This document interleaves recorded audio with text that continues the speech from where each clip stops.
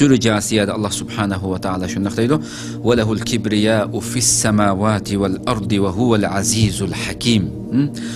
U Allah subhanahu wa ta'ala uchun osmonlarda va zaminda butkul ulug'liq, butkul kattalik, butkul oliy martaba hammasi yolg'iz faqat va faqat ana shu Allah subhanahu wa ta'ala uchundir. U al-azizul hakim, g'olibdir, azizdir, kattadir, al-hakim, hikmatla ish qiluvchidir degan ma'noda kelgan Sura Jasiyada bu keldi.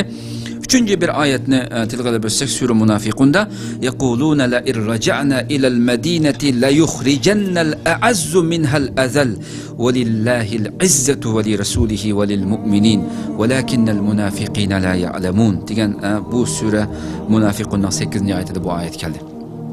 Bu ayette hem izzatning kimlar uchun bo'lganligini, azizlikning kimlar uchun bo'lganligini so'zlab beradi.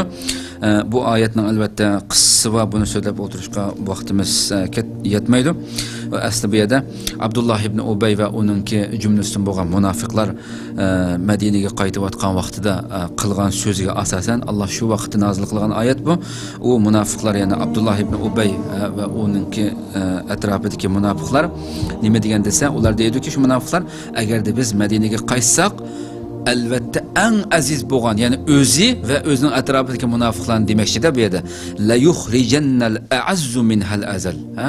Albatta Madinadan eng aziz bo'lgan, ya'ni o'zidan boshlab bu munofiqlar eng aziz minhal azal. Payg'ambar alayhisalom va uningga iymon etgan kishilarni, mu'minlarni demoqchi. Bu eng xor bo'lgan bularni chiqarib o'tadi deb shunday dedi. Allah subhanahu wa ta'ala nima dedi? Walillahi al-izzatu wa li rasulihi wa lil mu'minin walakinnal munafiqina la ya'lamun. İzzat Allah'a ve onun rasuliga ve mu'minlargadir. Lekin buni munofiqlar bilmaydi degan bu mazmundagi bu oyatni nozil qildi. Sura Saffatda subhana rabbika rabbil izzati amma yasifun. İzzat igisi bo'lgan, ulug'liq igisi bo'lgan Rabbing, sening Rabbing paktur. U kafirlar sifatlayotgan, u munofiqlar sifatlayotgan sifatlardan izzat egisi bo'lgan, izzatning, ulug'liqning Rabbi bo'lgan sening Rabbing Allah subhanahu wa ta'ala paktur degan ma'nodagi bu oyat kelgan. Sura Yusufda vallahu g'alibun ala amrihi walakinna aksaran nasi la ya'lamun. Allah subhanahu wa ta'ala işini amalga oshirishga, o'z ishiga, har qanday bir ish bo'lsin, o'zining ishiga g'olibdir dedi Allah subhanahu wa ta'ala. Har qanday bir ishni amalga oshirishda, har qanday bir ishni vujudga keltirishda, har qanday bir ishni yo'q qilib o'tishga Allah g'olibdir Allah subhanahu wa ta'ala. Lekin insonlarning ko'pinchisi buni bilmaydi dedi. Qadrli qarindoshlar.